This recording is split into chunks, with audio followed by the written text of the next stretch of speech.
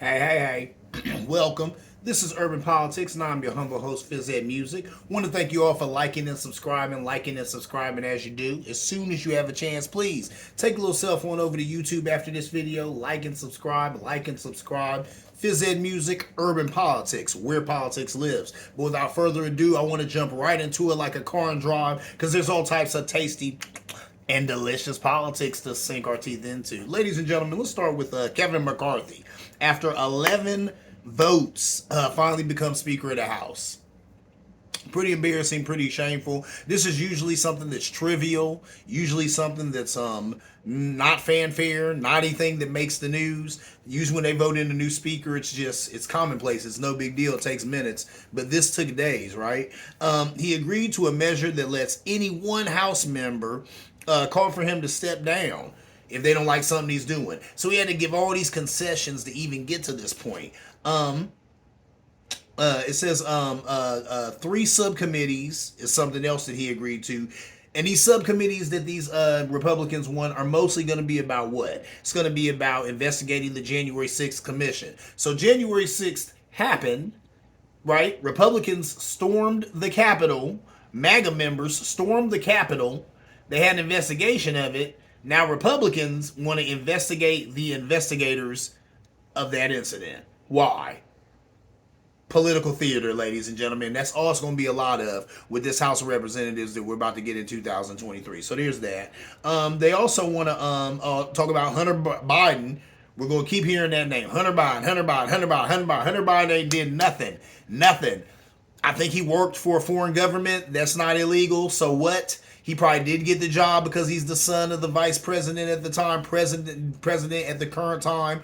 Oh well, nepotism. Everybody, come, you talk to Trump about nepotism, okay, right? You know what I'm saying? Talk to Ivanka and Jared Kushner about nepotism, right? So that's commonplace. Get that out of here. You know what I'm saying? Then they said something about his laptop, something about him smoking crack, something about him having naked pictures on there. All of that legal. If that's what he's doing, that's his problems. You can look all this up, ladies and gentlemen. I don't even have the time to go into this madness, but at the end of the day, it's nothing. It's a big nothing burger. Nothing illegal went on here. We might have Hunter Biden who got some problems with whatever. You know what I'm saying? There's some nude pictures on his laptop. That's commonplace. Everybody does that. This is America. You're allowed to do that. So there's no there, but they are still going to spend taxpayer dollars to investigate Hunter Biden. And then they also want to open up investigations on COVID-19 or how it was handled. Are you serious? So you have places like Florida, you have governors like DeSantis who denied everything, did nothing for the constituents, people died, and then they have the audacity to say, now we want to investigate. We have an investigation to say even if any of this COVID-19 was even valid, did we even need it? Was it an overstep? Did they put out mandates they shouldn't have put out? Redunculous. But this is all stuff that Mr. McCarthy had to okay to so that he could get this job as speaker. Why would you even want it? Right there, you should know that your caucus is interested in nothing but grievances. And if you don't help them, see these grievances to fruition, then they're going to oust you out of your job. So why would you even want the job to begin with? You'd have to ask Mr. McCarthy that. Anyway, he has to somehow get debt resolution passed. That's already a hard feat anyway, because you have some Republicans who would like to use debt resolution as a political football. Now, debt resolution, all that is America paying its bills, right? This is money we've already spent. They're just paying, right, you know what I'm saying, or voting to pay it back. But when they don't do that, then what could happen? America's credit rating can drop. When Barack Obama was president, that's what happened. The GOP played these games with debt resolution like they like to play, making a political football. And because of that, I think the government is shut down for a little while, and then our credit rating dropped. And I remember Barack Obama coming down on TV, and he said, well, I don't want to hear nothing about the credit rating of America. He said, this is the United States of America. Everybody wants to do business with America. Our credit is always good. This is the United States of America. Now, he got the, you know what I'm saying, the political prowess to say that. When he said it, you definitely couldn't believe it. And to this day, I still believe it. But at the same time, it's not a good look that America doesn't pay its bills or is late paying its bills. And the only reason is because the GOP likes to play games, especially when you have a Democratic president. You know what I'm saying? Then they want to say, well, if we can't get this stuff at the border solved, we're not going to do anything with that debt. You know what I'm saying? We're not going to vote for you to get money to pay our bills if we can't also get money in there to look at the border or take care of things at the border and this and that or whatever. Man, that's politics, but it's pathetic that it's always the GOP wanting to play these games. And last time they did it, when Barack Obama was president, our credit rating went down. That ain't cool. Went from an A to a B, I think. You know what I'm saying? So, not a good look. Nothing anybody wants to go through again. So we'll see if they can evade that. It's going to be hard to do with this new Republican House that Mr. McCarthy is going to be the Speaker of, because they're not on one accord with anything. Under Barack, I already talked about that. Under Barack Obama, yes, it failed. You know what I'm saying? The credit rating for America did fall. Marjorie Taylor Greene, Matt Gaetz, the Freedom Caucus, these are all the people who are against Mr. McCarthy. Why are they against him? It's crazy enough. They don't think that he's a loyal enough Trump supporter. Really? This guy, first of all, he came out and sat there on the floor and said how January 6th was a horrible day in history, how the president at the time, who was Donald J. Trump, does bear responsibility for it. He said that on the House. Then he turned right around, ran down to Mar-a-Lago to kiss the ring of Lord King Trump, right? So he did all that, though, really trying to build up political currency for this speaker run, which it didn't help.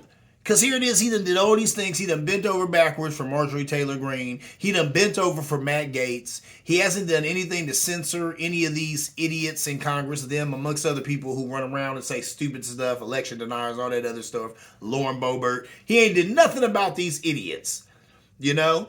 And then runs down there and kissed the ring of Lord King Trump, all in an attempt to try to garner some favor with that base, to garner favor with his party. You know what I'm saying? And then with all that said, you want to sit here and come back around and don't understand why you're not getting supported as speaker, because these people, they don't want anything but chaos. That's what he needs to understand. A lot of these MAGA people, they don't want government to work. They don't want it to work. You know? And then Matt Gaetz going to get on TV and talk about, you can't drain the swamp with the biggest alligator as the speaker, as the head of... Shut up, Matt Gaetz. Really? Dude, Matt Gaetz, first of all, you need to stop messing with young girls. Get that together. Get your pedophilism, or... that's not funny. As the English people say, is a pedophile. Get your pedophilism under control, and then talk about this. But Matt Gaetz, you need to shut up. Nobody hear nothing from you. Talking about how Kevin McCarthy is the biggest alligator. Whatever. At least he don't mess with underage girls. Anyway, my point being is, when you got the crazies running your party, this is what you get. You know? And then there was a guy who came out, he's a Republican, he was off the record though, he didn't want his name to be mentioned in the article, but he had said you have some Republicans who have legitimate concerns about Kevin McCarthy being the speaker, legitimate reasons why they don't want him to be the speaker, or things that they want him to concede to or whatever. He said, then you just have other Republicans who just don't like him, and they just will never like him, and they'll never vote for him as speaker, and that is what it is. So that's a lot of division in that house. It really doesn't look good. As the first thing that y'all had to do as a unified party was vote in a speaker, something that's usually trivial, like I said, something that's usually commonplace, and y'all fumbled that. Couldn't even get that together. Couldn't even be one accord or on the same page with that. So it's going to be interesting to see what this speaker, Kevin McCarthy, can do with this Republican House. It was hard enough for him to get in there. Now that he's in there, can he be effective? I doubt it. But we'll see. Only time will tell, ladies and gentlemen. Moving on, let's talk about January 6th and how we just celebrated the anniversary of the attack on the Capitol. They had a ceremony to commemorate the second anniversary of the storming of the Capitol. Hakeem Jeffries spoke. And then Hakeem Jeffries, this brother also makes history as the first black lawmaker to lead a congressional party. In his first speech in this role, he made some striking distinctions between Democrats, or at least House Democrats, and the GOP. I'm going to have to read them, ladies. I'm not going to read all of them, but some of these are so good, and if you know what I'm saying, if you've been online, you've seen it or whatever, they've been going on and on about the speech that he did or whatever, but it was a fiery speech, but I think it was pitch perfect. He let it be known that we are lawmakers. We're going to try to reach across the aisle whenever we can, but at the end of the day, we're not going to waver. We're not going to waffle. on any of this stuff. If it's good for the American people, that's what we're pushing. If the other side don't like it, oh well, get glad, get mad, whatever. We're doing what needs to be done for the American people. I loved it. That speech is amazing. If you haven't seen it, get online, put it in your Hakeem Jeffries speech. It's good stuff. Check this out. He had talked about some striking differences between Democrats and the GOP. He said the Democrats is going to be about American values over autocracy. And it was funny too, I used the lettering, right? American American values over autocracy. This next one. B, benevolence over bigotry. C, constitution over the cult. D, democracy over demagogues. What? Hey, this brother was on a roll with this. He think he a rapper. You know what I'm saying? He think it. This is the same brother though who was on the floor of Congress. And then he ended that speech with, and if you don't know, now you know. And it was funny because Trevor Noah said, what if the rest of the people in the chamber had finished that line? I guarantee you there's a handful of people in that chamber who didn't even know the other part of that line. But most of us knew that was Biggie Smalls, and we knew exactly what he was saying. Like I said, and if you don't know, now you know.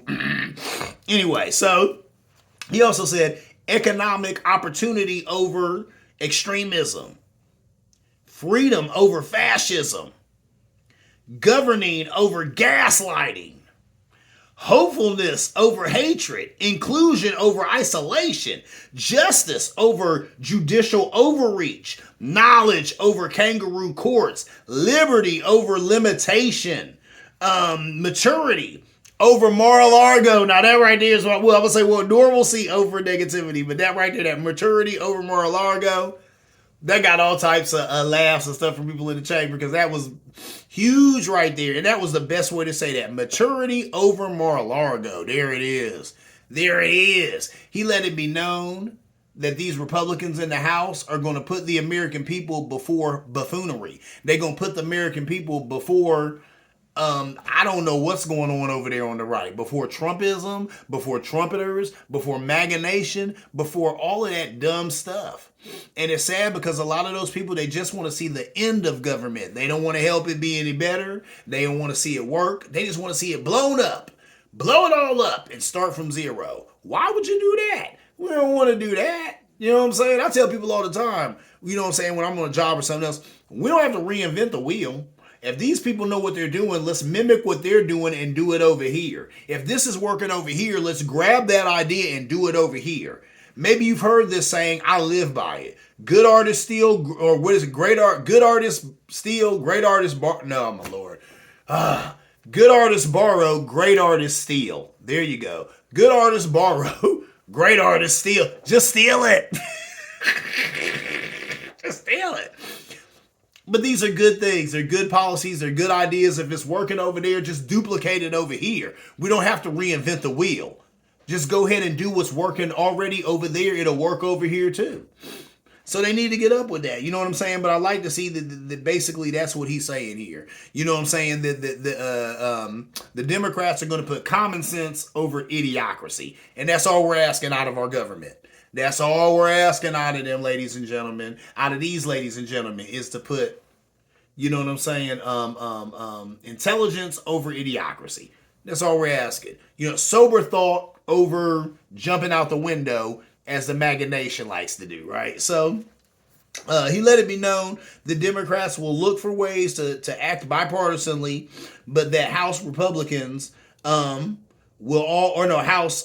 House Democrats will always work in the best interest of what's good for the American people. And I dig that. I dig that. And that's what's supposed to happen. You know what I'm saying? You're always supposed to be reaching across the aisle to do things bipartisanly. But if they can't, then they can't. But they still got to go forward with what they know is good for the American people. Please do. My God, please do. So I'm looking for big things. You know what I'm saying? From this new Congress, this 118th. This up in there. I'm looking for big things from them, right? Moving on. Let's talk about Christian nationalism versus white nationalism. Now, unfortunately, a lot of y'all are probably thinking Christian nationalism and white nationalism are one and the same. They are not. They are not. The GOP and the Republican Party would have you think that. Marjorie Taylor Greene would have you think that. But that is not the case, ladies and gentlemen, right? So the Baptist Joint Committee was testifying before Congress that white supremacy and white nationalism have nothing to do with Christian nationalism. So there it is. Now, Marjorie Taylor Greene, I've seen her in an interview, and she had said we should just come out and say it. We should just say that America is a white Christian nationalist country. No. No. No. Right? Christian nationalism and white nationalism, you know what I'm saying? They are not one and the same. They're not one and the same. A Christian nation, the tenements of Christianity are what? Let's just take it all the way back to the beginning. You know what I'm saying? Let's just take it all the way back to one. What is the first rule of being a Christian? The golden rule. Treat others as you would have them treat you. Treat others as you would treat yourself. That's number one. So that right there conflicts with white nationalism, because white nationalism is already saying that white people are in the front or the most important, right? To where one of the tenements, one of the biggest and first tenements of Christianity is the golden rule, to do unto others as you would have them do unto you. There it is, ladies and gentlemen. I knew it would come back to me. To do unto others as you would have them do unto you. But holding yourself above everybody is not doing unto others as you would do to you, because you wouldn't want anybody to do that to you, hold themselves above you because of the color of their skin, right? So see what I'm saying? So how those things are conflicting. And there was a lady there. I love to see that Christian nationalists were coming out and saying that, no, that's not what this is about. That, you know what I'm saying? They're trying to conflate the two. They're trying to make it seem to being racist or being a bigot is part of being a Christian nationalist. No. Or being an evangelical Christian? No. I don't know how evangelicals, well, I do know how evangelicals got duped into supporting Trump. I've talked about it on this show ad nauseum. We all know how that happened. But that's exactly what happened. They got duped into supporting a demon, because he's not a Christian. He's not a follower of Jesus Christ. None of that. You know what I'm saying? But somehow they got sucked in believing that propaganda. You know what I'm saying? Now, for years, Republicans have been billing themselves as the God Party. We're the God Party. We love our wives. We love our families. We love our God. We love our guns. We love our flag. We're the God Party. And they keep saying it and saying it and saying it and saying it. People believe it, even though their actions are anything but godly, right? You know what I'm saying? I mean, all the stuff that people involved with the GOP get, the charges and stuff they come up on, nothing godly about it. But they've been billing themselves as the God Party since I can believe. Oh, we're the one. We love our God and our guns and our country. We're the God Party. So just because they say it doesn't make it true. And the fact that they tried to conflate these two things, Christian nationalism, white nationalism, that's not cool, because Christianity don't have nothing to do with racism. Right? If you're an evangelical Christian, you should be supporting and loving all of God's creatures, all of God's children, whether they're black, white, Spanish, Asian, brother or other, whatever, right? Right. I don't necessarily even bill myself as a Christian, but I'm just saying, if that's what you would call yourself, a Christian, a follower of the Lord, then you have to hold up those tenements. To hold up those tenements, you could not be a white nationalist, because to be a white nationalist is to already put yourself ahead of everybody else, which is getting rid of or negating or neglecting the first tenement of Christianity, which is what? Do unto others as you would have them do unto you. You know what I'm saying? The golden rule. Treat others as you would treat yourself. So see what I'm saying? So it's funny how they've done that, but that's what the Republican Party did. They co-opted religion. Now, I always said that they shouldn't have did that, because you muddy the waters when you put together religion and politics. There's an old adage back in the day. It said 3 things that good friends, if they want to stay good friends, should never talk about, right? Money, politics, and religion. Money, politics, and religion. Those things should stay separate. Your religion should have nothing to do with your politics. Unfortunately, in this country, we talk a good game about how your religion has nothing to do with your politics, but it has everything to do with your politics, right? Because when Barack Obama was running, he was accused of being what? Muslim. Which, even if he is, or even if he was, shouldn't be a big deal. Now, he's not, and he wasn't. But like I said, even if he was and he is, it should be fine, because it's supposed to be the country of what? Religious freedom. That's what they say, because it sounds good. Mitt Romney. I don't share that man's politics, but guess what? He's a Mormon. Shouldn't make a difference, though, right? This is America. It's a good old US of A. If that man wants to be a Mormon and have several wives and do whatever else Mormons do, fine. He should be able to do that, and it should have anything to do with his politics. But it did. It came up when he was running, and it definitely did not help him with a lot of black and white people because they don't dig polygamy or that polygamous lifestyle that's supposed to be a part of being a Mormon or whatnot, right? So there's that. It's a lot of that hypocrisy, the hypocrisy of our democracy, where we claim this is the land of religious freedom until you have a religion that we don't dig, right? JFK came under fire for what? Being a Catholic. Catholicism. They were like, is he going to be taking orders from the Pope, or is our president going to be doing his own thing? You know, we don't know. We don't know if we want to elect a president who's a Catholic because he might be taking orders from the Pope. Yeah, that is what it is, once again. But this is the land of religious freedom, right? See what I'm saying? It's the hypocrisy of our democracy. That TI is what TI is, but I was glad to see.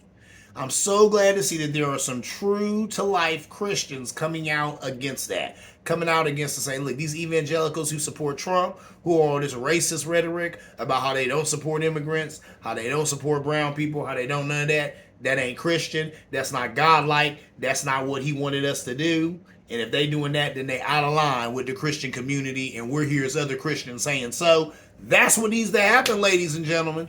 That's what needs to happen, and I'm glad to see it is happening. Anyway, moving on to my last thing I'm going to talk about before I talk about my beer of the week, and it's a good one, this milk stout. We'll get to that in a minute. It's delicious. But before that, let's talk about MAGA Republicans, right? The new House is taking over. What are they interested in? Here's some things they're interested in. And they come in at the neck of the LGBTQ plus community, right? So MAGA Republicans have introduced 300 plus anti-LGBTQI plus bills this year that would ban transgender youth from sports, ban access to best practice gender affirming care for trans youth, censor curriculum on LGBTQI plus topics in classrooms, allow government-funded discrimination, deny trans people access to bathrooms, locker rooms, and other facilities, and prevent trans people from accessing accurate forms of identification. There it is. They found a new boogeyman. And it is trans people. It is the trans community. It is the LGBTQI community. And this isn't a new boogeyman. This is one of the favorite boogeymans, the GOP, which is interesting because I know gay and lesbian people who are Republican. And I wonder how they parcel that in their minds. How do you parcel being gay or lesbian and being the Republican Party? As always, ladies and gentlemen, you're in the pushback zone. So please, somebody give me some pushback on that and tell me, how do you do that? How do you get that right in your mind to be a Republican when your party hates your LGBTQI family? You know what I'm saying? When they hate transgender youth. You know what I'm saying? When they hate gay men. When they hate lesbian women, when they hate your community, how do you fix it in your mind to be a part of that political party? I don't get it. But a lady said to me years ago, guess what? There's black Republicans too, right? Somehow they parcel that in their mind too. I've talked to them ad nauseum too. And some of them will do, you know what I'm saying, mental backflips, black flips. Some of them will do mental backflips to try and explain why they're a Republican or why I'm a black Republican or why that's, a good stance for a black man to have or whatever. TI is what a TI is. I definitely don't agree. It's sad, though, that the GOP with all this other stuff, and that goes back to what Hakeem Jeffries was talking about. While you got Democrats over here trying to find ways to make it easier for the American people to live, you got the GOP over here coming after the LGBTQ community and after transgender youth. Why? Because it's easy? Because they're an easy target?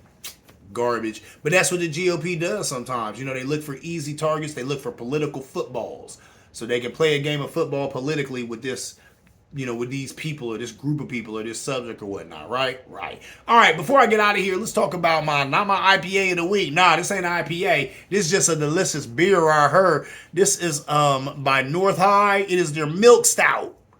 Milk stout. Oh, this is good. And it says sweet stout. That's exactly what it is. This is a sweet stout. Delicious. This milk stout is, let me see it here. I tried to find it. Oh, there it is. It is 4.8% alcohol by volume. So that's not that strong at all. What we always say here on the show that most beers are 5% alcohol. This is 4.8. So I mean, you know what I'm saying? Not that high at all. Really delicious. Milk stout, sweet stout. The milk stouts I talked about them here on the show before. Good beers right here. Or that's a good flavor anyway. That milk stout. This was just really, it was smoky. It was earthy. It was pretty delicious. It's by North High Brewing Company. So if you got a little bit of money in your pocket, run on down. You know what I'm saying, to your local bodega and grab you a North High milk stout. It's a sweet stout. That's what it says on it. Sweet stout. Sweet to the taste. All right, ladies and gentlemen, that is my time. I am Fizz Ed Music. This is Urban Politics, where politics lives. I want to thank you all for liking and subscribing as you do. As soon as you have a chance, please take a little cell phone over to YouTube, like and subscribe. Fizz Ed Music, Urban Politics. And as always, ladies and gentlemen, see you around like a donut.